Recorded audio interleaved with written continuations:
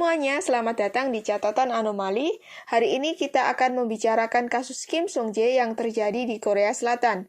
Sebuah acara bernama Aku Ingin Tahu yang berfokus pada pelacakan fakta, menggali beberapa informasi yang berhubungan dengan insiden Kim Song-jae, dengan sikap yang objektif, ilmiah, dan teliti, tapi saat akan ditayangkan, mereka menerima perintah dari pengadilan Korea, dan tersangka dari kasus tersebutlah yang mengajukan pelarangan penyiaran pada pengadilan. Ini adalah peristiwa besar dalam industri hiburan Korea. Mari kita kembali ke Korea di tahun 90-an. Kim Song-jae lahir di Seoul, Korea Selatan pada tanggal 18 April 1972. Saat pertama kali melangkah ke industri hiburan, dia bertindak sebagai penari latar, penyanyi, akhirnya digali pada tahun 1993. Dia bersama teman Lee Hyun-doo membentuk grup hip hop. Keduanya secara resmi menamai grup tersebut dengan angka 2 bahasa Prancis. Begitulah terbentuknya Dex. Album pertama Dex juga dirilis di tahun yang sama. Nyanyian campuran R&B dan rap, tarian breakdance Amerika, membuka bentuk baru dari pertunjukan menyanyi dan menari ke dalam dunia musik Korea yang tidak akrab dengan musik Amerika. Grup ini bisa dibilang sebagai pelopor musik hip hop di Korea. Ini memberikan pengaruh besar bagi perkembangan musik hip hop di Korea nantinya. Namun dalam periode yang sama, sebuah grup lain, Seo Taiji and Boys, juga memicu revolusi musik sangat terkenal di Korea. Ini dianggap telah membawa dampak besar bagi Dex. Jadi mereka juga sangat luar biasa. Sudah merilis 3 album, tapi pada akhirnya mereka hanya bertahan selama 2 tahun dan dibubarkan pada tahun 1995. Meskipun grup dibubarkan, tapi itu tidak berarti akhir dari karir berakting Kim Song-jae yang berusia 23 tahun. Pertama-tama pergi ke Amerika Serikat untuk liburan, dan kemudian menggali kreativitasnya lagi, bersiap melakukan debut solo baru. Segera dia merilis single solonya dan merekam MV. Pada November 1995, Kim Song-jae telah menyelesaikan semua persiapan dan kembali ke Korea dari Amerika. 19 November sangat berarti baginya. Dia ingin berpartisipasi dalam rekaman program musik tertentu, di mana dia akan melakukan pertunjukan solo pertamanya. Pertunjukan hari itu sangat sukses. Ini juga berarti awal yang baik untuk karirnya. Tapi tidak ada yang menyangka di usianya yang baru 23 tahun adalah terakhir kalinya muncul di hadapan publik.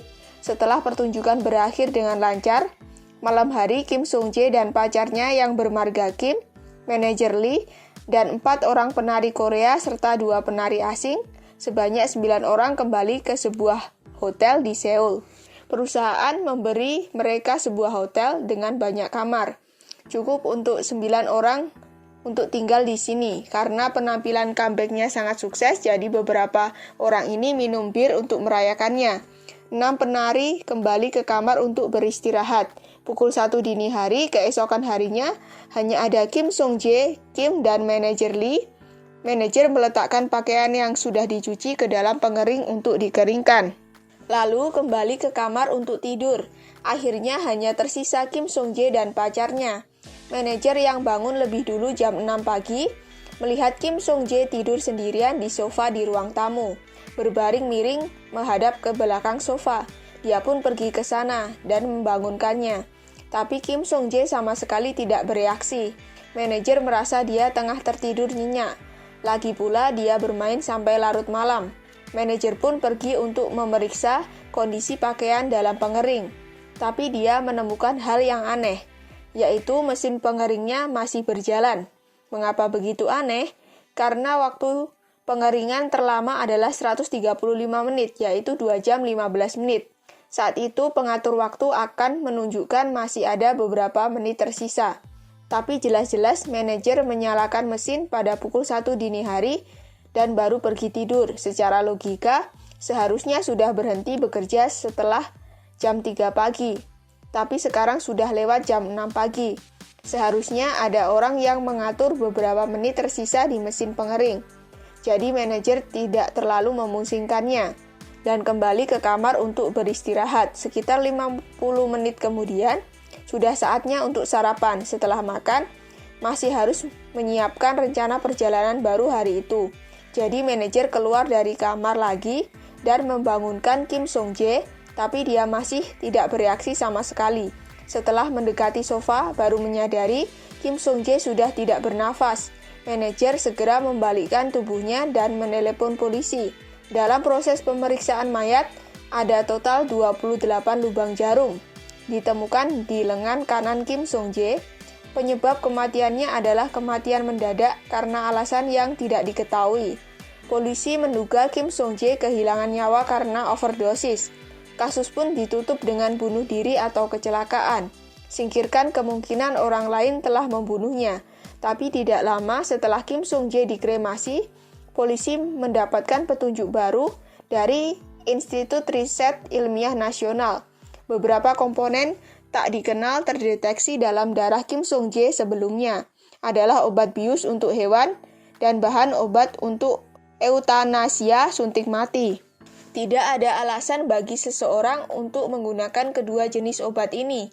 Jika seseorang ingin bunuh diri, akan merepotkan untuk meminum dua obat. Selain itu, Kim Song-jae tidak kidal, jadi menggunakan tangan kiri untuk menyuntik tangan kanannya sebanyak 28 kali adalah hal yang sangat tidak wajar. Ditambah dengan anestesi, lebih membingungkan lagi. Adalah hal yang tidak mungkin untuk menyuntik 28 kali dengan tangan kiri. Juga tidak ada jarum suntik atau obat-obatan yang ditemukan di TKP. Serangkaian keraguan digabungkan. Insiden itu juga berubah dari bunuh diri atau kecelakaan menjadi pembunuhan. Jadi polisi memulai kembali penyelidikan kasus itu. Pertama, rumah sakit hewan memberikan bukti. Pada bulan November, pacar Kim Song-jae datang ke rumah sakit. Dia bilang dia ingin menidurkan anak anjingnya. Jadi dia perlu memasang mesin anestesi hewan, obat-obatan, dan 2 jarum suntik. Tapi beberapa hari kemudian, yaitu kematian Kim Song-jae, Kim pergi ke rumah sakit hewan lagi dan berkata kepada dekan, "Jika polisi bertanya, tolong bantu aku untuk merahasiakan obat yang kubeli." Tapi sebenarnya saat itu, polisi masih belum memperhatikan bahwa kematian Kim Song-jae berkaitan dengan obat-obatan di dalam tubuh. Kim juga mempunyai latar belakang medis, juga tahu banyak mengenai jarum suntik. Selain itu, dia juga pernah menyuap dokter forensik agar jangan memeriksa kondisi mayat. Tuliskan saja penyebab kematiannya sebagai kelumpuhan jantung. Pendek kata, semua kecurigaan telah mengarah ke Kim. 20 hari setelah kejadian, 9 Desember 1995, polisi menangkap Kim yang paling dicurigai. Selama persidangan, polisi mencatat semua titik yang mencurigakan. Biarkan Kim menjelaskan mengapa menyuap dokter forensik agar tidak memeriksa mayat. Kim berkata karena ibu Kim Song-jae tidak ingin putranya menjalani pemeriksaan mayat. Jadi dia menyuruh dokter forensik untuk menuliskan penyebab kematiannya dengan kelumpuhan jantung. Ini juga menghilangkan prosedur pemeriksaan mayat. Polisi membandingkan dengan pengakuan ibu korban. Ternyata memang demikian adanya. Lalu mengapa membeli obat anestesi dan eutanasia? Kim berkata sebenarnya dia tidak ingin menidurkan hewan peliharaannya, melainkan bunuh diri. Alasannya karena dia sempat terpukul karena gagal ujian pada Januari 1995. Tapi setelah membelinya, dia langsung merasa menyesal. Dia membuang semuanya di tempat sampah keesokan harinya. Tapi penjelasan ini tidak disetujui oleh pengadilan. Menurut keterangan saksi sebenarnya, hubungan keduanya sangat tidak baik. Kepribadian Kim agak ekstrim dan posesif. Karena Kim Song-jae sangat terkenal di kalangan penggemar lawan jenis, membuat Kim sangat cemburu. Pernah tiba-tiba saja berlari ke atas panggung dan berteriak selama konser, "Jangan menyentuh pacarku." Kim Song-jae yang sudah lelah mempertahankan hubungan ini, memutuskan untuk berpisah dengan Kim. Kim sangat marah mendengarnya dan langsung menembaknya dengan senjata gas. Tapi Kim Song-jae hanya sedikit terluka. Jaksa juga memberikan bukti seperti itu. Saat Kim Song-jae ada di Amerika, Kim menelponnya sebanyak 62 kali. Tapi Kim Song-jae tidak pernah menelponnya terlebih dahulu. Karena pada saat ini Kim Song-jae sudah putus dengannya. Tapi sebelum dia kembali ke Korea, Kim memberitahunya bahwa dia akan pergi ke luar negeri untuk melanjutkan pendidikan. Berharap saat-saat terakhirnya di Korea keduanya bisa berteman dengan baik, lalu berpisah dengan damai. Jadi kebetulan Kim Song-jae masih bersama Kim setelah pulang. Jaksa mengumumkan waktu kematian sama seperti yang diumumkan oleh dokter forensik. Seharusnya antara 1 dan 2.50 dan dalam kurun waktu ini yang masih bersama Kim Song-jae adalah Kim. Manajer pernah berkata, pengering masih hidup sampai jam 6 pagi. Tetapi waktu kerja maksimum pengering adalah 2 jam 15 menit. Jadi pengering seharusnya dinyalakan setidaknya pada pukul 3.45. Tapi Kim bilang dia meninggalkan hotel pada pukul 3.49. Dengan kata lain, Kim masih ada di tempat saat Kim Song-jae meninggal.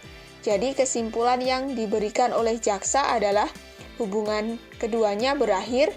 Kim yang sangat posesif, sangat dendam terhadap Kim Song-jae yang ingin mengakhiri hubungan. Jadi dia berbohong mengenai dirinya akan belajar di luar negeri dan menetap di sisi Kim Song-jae, memanfaatkan latar belakang medisnya untuk memperoleh kepercayaan rumah sakit hewan, serta mendapatkan jarum suntik dan obat-obatan. Menyuntik Kim Song-jae dini hari, menyebabkannya kehilangan nyawa. Jadi dalam sidang pertama, Kim dijatuhi hukuman seumur hidup. Tapi ini bukanlah akhir dari cerita, karena pada sidang kedua, pengacara pembela Kim mulai bekerja keras. Pertama, Kim menerima penilaian psikiatri. Hasilnya dia normal, sehingga tidak akan melakukan tindakan yang tidak masuk akal. Alasan dia menggunakan senjata gas untuk menembak Kim Song-jae adalah karena saat keduanya tengah bercanda, senjata itu meledak dengan sendirinya. Panggilan telepon aneh sebanyak 60 kali yang dilakukan Kim disetujui oleh keduanya, karena ada perbedaan waktu antara Korea Selatan dan Amerika. Selain itu, saat Kim Song-jae pulang, dia masih membawakan hadiah untuk Kim, membuktikan bahwa hubungan keduanya tidak putus. Semuanya adalah klaim sepihak dari penuntut. Oleh karena itu, Kim tidak mempunyai motif untuk melakukan kejahatan. Ditambah lagi waktu kematian Kim Song-jae, karena pada awalnya polisi menyebut kasus ini sebagai bunuh diri atau kecelakaan, anggota keluarga segera mengkremasi jenazah, sama sekali tidak bisa menentukan waktu kematiannya. Melainkan setelah memastikan korban dibunuh, melalui foto yang diambil oleh dokter forensik, hasil identifikasi melalui foto, sama sekali tidak ada jaminan akurasi. Saat Kim pulang pukul 3.49 dini hari, juga tidak mungkin menentukan waktu kematian Kim Song-jae. Dan manajer berkata pengering masih bekerja pada pukul 6 pagi hari, waktu juga bisa ditentukan jika pengering berhenti setelah pukul 6.05. Maka waktu pengaturannya adalah setelah pukul 3.50. Dan pada saat itu Kim sudah meninggalkan TKP. Ada orang lain yang mengatur pengering. Juga tidak menutup kemungkinan adanya pihak ketiga yang melakukan kejahatan. Oleh karena itu, waktu kejahatan Kim sama sekali tidak bisa ditetapkan. Adapun jarum suntik dan obat-obatan yang digunakan oleh Kim, sejak awal polisi tidak pernah menemukannya. Bisa dilihat bahwa barang bukti yang diajukan oleh jaksa pada sidang pertama pada dasarnya berupa pengakuan dan kesimpulan. Tidak ada bukti langsung yang meyakinkan. 28 lubang jarum di lengan Kim Song-jae, tidak yakin bahwa itu disuntikkan pada waktu bersamaan. Juga tidak bisa disangkal Kim Song-jae mempunyai kebiasaan menyuntik tubuhnya. Dan menurut penyelidikan, salah satu dari kedua penari berkulit hitam mempunyai kebiasaan merokok. Kemungkinan penari berkulit hitam itu biasanya mempunyai niat buruk terhadap Kim Song-jae. Dini hari setelah Kim pergi, mesin pengering dinyalakan kembali, kemudian memanfaatkan suara pengering sebagai pengelabu dan menyuntikkan obat ke lengan Kim Song-jae yang sedang tidur. Lalu kembali ke kamar untuk tidur. Alhasil, polisi tidak melakukan penyelidikan terhadap keduanya dan membiarkan mereka kembali ke negaranya setelah insiden itu. Kemungkinan lain adalah setelah Kim meninggalkan hotel, pihak ketiga menyeram Kim Song-jae di kamar dan menyuntikkan obat sebelum meninggalkan TKP. Semua ini ada kemungkinannya. Bagaimanapun tuduhan terhadap Kim tidak berdasar. Jadi, dalam sidang kedua, Kim dinyatakan tidak bersalah. Saat menjalani sidang ketiga juga karena tidak ada bukti, tidak bisa menyatakan Kim bersalah, pada akhirnya Kim dibebaskan dari tuduhan. Bisa dikatakan bahwa polisi Korea sejak awal tidak serius dalam menangani kasus ini. Diperkirakan tidak ada bukti langsung dan menyebabkan lelucon seperti itu. Pada Agustus 2019, acara pelacakan fakta terkini paling populer di Korea, Aku Ingin Tahu, ingin menyiarkan insiden Kim Song-jae yang diselidiki kembali. Tersangka pertama, Kim mengajukan larangan penyiaran pada pengadilan. Alasannya adalah karena dirinya telah dibebaskan karena tidak bersalah. Acara yang disiarkan akan membuat publik berpikir bahwa dirinya lah yang telah membunuh Kim Song-jae. Pengadilan Distrik Selatan Seoul juga menerima permohonan pelarangan siaran dari Kim, karena pengadilan berpendapat bahwa siaran televisi harus menjaga keadilan dan keseimbangan. Ada keraguan apakah program tersebut hanya akan menyiarkan fakta yang dikonfirmasi secara objektif. Oleh karena itu, Kim khawatir acara ini akan menyebabkan kerugian besar dalam merusak reputasinya. Acara Aku Ingin Tahu juga sangat menyayangkan keputusan tersebut. Mereka berkata bahwa pertunjukan kali ini adalah setelah melakukan investigasi data dan wawancara selama 5 bulan. Dari sudut pandang ilmiah, petunjuk yang membantu memecahkan masalah yang tidak diketahui telah ditemukan. Bukan untuk menghancurkan reputasi orang-orang tertentu. Jika acaranya benar-benar dilarang, ini setara dengan peradilan Korea mengirimkan sinyal ke dunia luar untuk menghadapi kasus-kasus kontroversial yang belum terselesaikan itu. Tidak masuk akal bagi orang lain untuk memperjuangkan kebenaran, tapi akhirnya siaran itu masih dilarang. Episode dari Aku Ingin Tahu mengenai Kim Song-jae tidak bisa ditayangkan, tapi pihak acara masih tidak menyerah. Mereka mengedit ulang konten. Tanggal tayang Kim Song-jae diumumkan kembali pada 21 Desember 2019. Tapi Kim mengajukan pengadilan untuk perintah pelarangan lagi. Dan pengadilan menerima permohonan itu lagi. Akhirnya, lebih dari 210.000 netizen mengajukan petisi ke Blues House. Diyakini bahwa menghentikan acara yang mengungkapkan kebenaran secara menyeluruh tidak lain adalah menghancurkan hak semua warga untuk mengetahuinya. Memohon Blue House untuk turun tangan. Biarkan acara tetap dilanjutkan, tapi petisi bersama ini tidak ditindaklanjuti.